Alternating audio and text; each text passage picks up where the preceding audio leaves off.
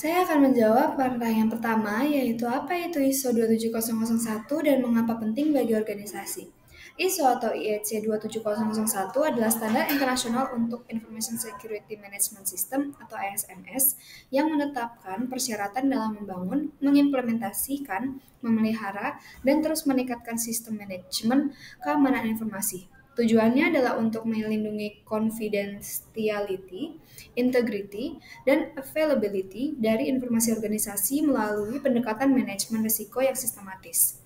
Contoh dari penerapan ISO 27001 yaitu dari sebuah perusahaan e-commerce mengadaptasi ISO 27001 untuk melindungi data pelanggan dan transaksi, di mana melalui proses audit eksternal mereka berhasil mendeteksi kelemahan dalam kontrol akses internal dan memperbaikinya, yang di mana hasilnya yaitu terjadi peningkatan kepercayaan pelanggan dan efisiensi operasional.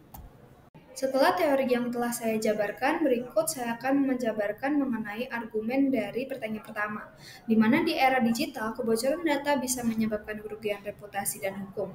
ISO 27001 memberikan kerangka kerja yang terbukti secara global, sehingga membantu organisasi bersaing di pasar internasional. Sertifikasi ini juga bisa menjadi syarat dalam kerjasama bisnis, terutama untuk proyek B2B dan layanan cloud. Sebagai pelengkap, ISO 27001 bersifat fleksibel, dapat diterapkan oleh semua jenis organisasi besar maupun kecil. Sertifikat ISO 27001 biasanya berlaku selama 3 tahun dengan audit pengawasan tahunan untuk menjamin kepatuhan yang berkelanjutan. Apa tujuan utama dari ISO 27001? Yang pertama itu menjaga kerahasiaan, integritas, dan ketersediaan informasi. Terus menerapkan proses manajemen risiko yang sistematis. Terus menetapkan dan menjalankan kebijakan keamanan informasi yang efektif sesuai konteks organisasi. Contoh praktiknya, dalam implementasi nyata, organisasi menyusun Statement of Applicability atau SOA yang memetakan kontrol keamanan apa saja yang diterapkan. Mereka mengembangkan rencana tanggap insiden, pelatihan karyawan, dan kebijakan enkripsi data sebagai bagian dari strategi keamanan menyeluruh. Argumennya, dengan menetapkan tujuan keamanan yang terukur dan relevan, organisasi bisa secara aktif mencegah ancaman seperti malware, phishing, dan penyalahgunaan akses. Penerapan ISO 27001 juga mendukung kepatuhan terhadap regulasi lokal seperti UU, PDP. Tujuan ISO ini mendorong continuous improvement sehingga ISMS tidak hanya reaktif tetapi adaptif terhadap perubahan ancaman. Nah, tujuan ISO 27001 ini mendukung integrasi dengan standar lain seperti ISO 9001 atau manajemen mutu dan ISO 22301 atau kelangsungan bisnis, memperkuat sistem manajemen secara keseluruhan.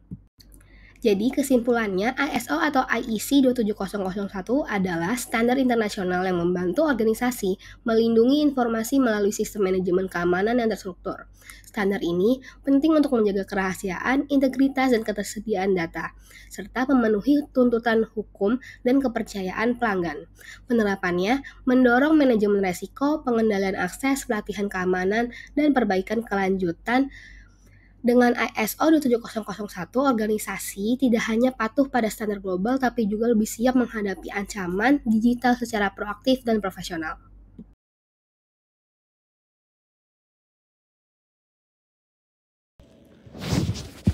Oke, mengapa integritas data sangat penting untuk pengambilan keputusan industri seperti kesehatan atau keuangan?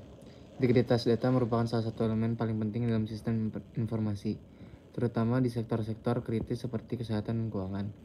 Integritas data berarti bahwa data tersebut harus akurat, konsisten, dan tidak diubah secara tidak sah. Dalam industri kesehatan, misalnya keputusan medis seperti diagnosis atau pengobatan sangat bergantung pada data pasien yang lengkap dan benar. Nah, jika terjadi kesalahan atau manipulasi data, seperti rekam media yang nggak akurat atau hasil laboratorium yang dimodifikasi, nanti bisa menyebabkan hal yang sangat fatal, teman-teman, dan salah penanganan hingga kematian pasien. Begitu pula dengan industri keuangan, keputusan investasi, audit keuangan, dan pelaporan pajak semuanya mengandalkan data akurat. Dan jika data keuangan tidak akurat atau mencerminkan kondisi sebenarnya, baik karena kesalahan teknis, kesengajaan, atau kelalaian, itu bakal bisa ngebuat keputusan tuh Keputusan bisnis terutama bisa menjadi salah arah. Nah, ini bisa menyebabkan kerugian finansial yang besar, hilang kepercayaan investor, atau bahkan sanksi hukum. Nah, jadi kita juga harus jaga integritas data, bukan hanya soal teknis. Kita harus ketahui bukan hanya soal teknis, tapi juga menjadi fondasi utama dalam proses pengambilan keputusan yang bertanggung jawab dan beresiko rendah. Soal selanjutnya itu bagaimana rencana pemulihan bencana disaster recovery plan yang kuat mendukung ketersediaan operasi bisnis yang kritis. Jawaban itu rencana pemulihan bencana memastikan bahwa jika terjadi gangguan besar seperti kebakaran, serangan cyber, atau bencana alam, sistem dan data penting bisa dipulihkan dengan cepat. Ini sangat penting agar layanan bisnis tetap berjalan atau dapat pulih dalam waktu yang telah direncanakan, misalnya dalam beberapa jam atau hari. Dengan begitu, downtime bisa diminimalkan dan organisasi tetap bisa memenuhi kewajiban layanan kepada pelanggan dan mitra bisnisnya. Selanjutnya yaitu bagaimana enkripsi dan autentikasi multifaktor atau singkatannya MFA meningkatkan kerahasiaan dalam sistem informasi. Itu yang pertama ada enkripsi mengamankan data dengan mengubahnya menjadi bentuk yang tidak bisa dibaca tanpa kunci khusus. Jadi meskipun data dicuri, isinya tetap tidak bisa dimengerti. Terus yang kedua itu ada MFA atau multi-factor authentication, menambah lapisan keamanan. Selain kata sandi, pengguna harus melewati verifikasi tambahan seperti kode SMS atau sidik jari. Ini membuat sistem lebih tahan terhadap pencurian identitas atau penyusupan tidak sah. Gabungan keduanya memastikan bahwa hanya pihak yang berwenang yang bisa mengakses dan membaca data, menjaga kerahasiaan, confidentiality informasi. Selanjutnya ada apa perbedaan antara kontrol preventif, detektif, dan korektif dalam manajemen risiko. Kontrol preventif bertujuan untuk mencegah insiden terjadi, contohnya kayak firewall, kebijakan password kuat, pelatihan keamanan.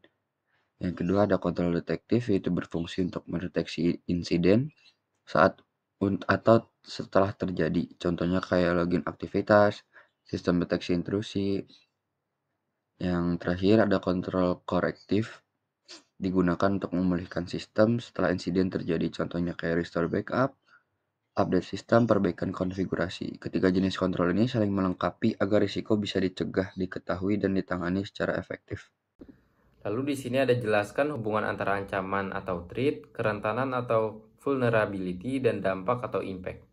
Ancaman adalah potensi bahaya seperti peretas atau bencana alam. Kerentanan adalah celah atau kelemahan sistem yang bisa dimanfaatkan oleh ancaman. Lalu ada dampak, adalah akibat yang terjadi jika ancaman berhasil menyerang melalui kerentanan seperti kehilangan data atau kerusakan sistem. Ketiganya saling berkaitan, resiko muncul jika ancaman dapat memanfaatkan kerentanan dan menghasilkan dampak nyata bagi organisasi.